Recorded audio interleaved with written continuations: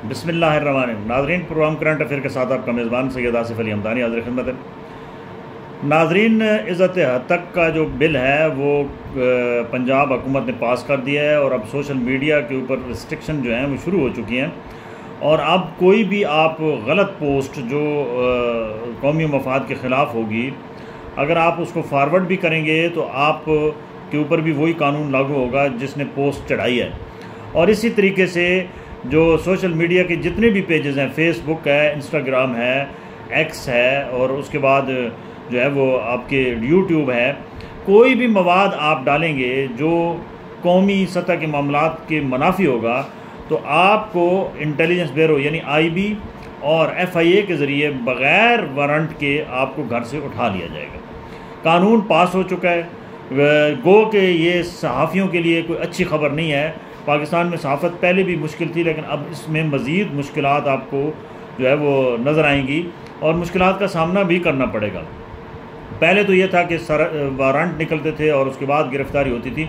अब without warrant के आपकी गिरफ़्तारी होगी और 35 लाख रुपए तक ट्रायल से पहले आपको जुर्माना हो सकता है और इन्वेस्टिगेशन बाद में होगी, पहले आपको जुर्माना अदा करना होगा।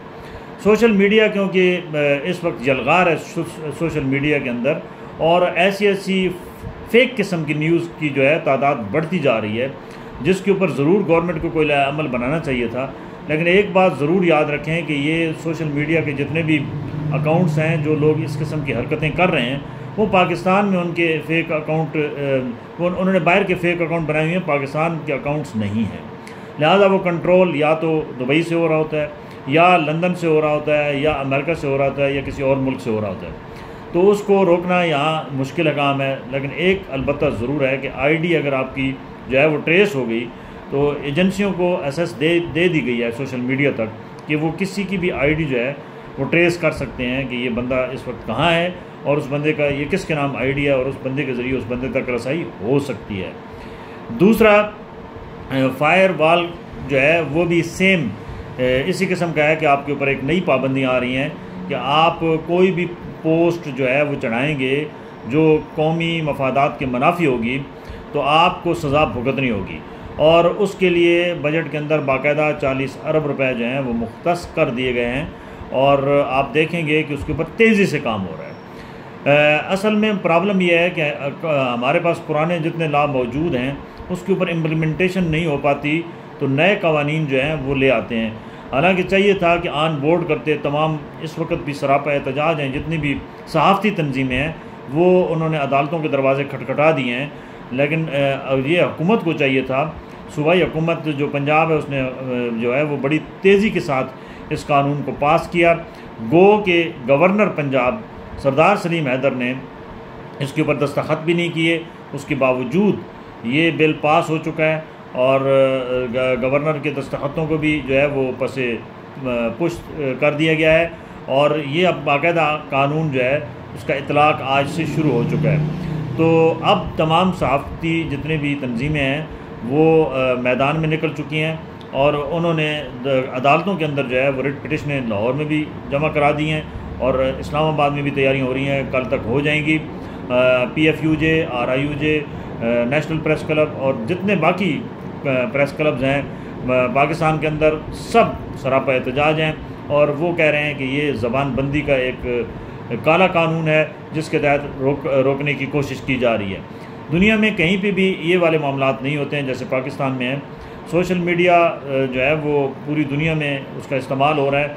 पाकिस्तान में असल में मुसीबत यह है कि कोई भी काम जो नया नया किसी के हाथ लगता है तो उसका जो पॉजिटिव इस्तेमाल है वो कम होता है और नेगेटिव इस्तेमाल बहुत ज़्यादा होता है। तो नेगेटिव इस्तेमाल पाकिस्तान के अंदर वाकई सोशल मीडिया का है, इसके ऊपर चेक एंड बैलेंस होना चाहिए। लेकिन कम अज़ कम जो प्रोफेशनल जर्नलिस्ट हैं जिनकी स्टोरीज़ चलती हैं उनके ऊपर ये कदम नहीं होनी चाहिए। अब आपको कोई भी ख़बर फॉरवर्ड जब आप करेंगे तो आपको सबूत देना होगा।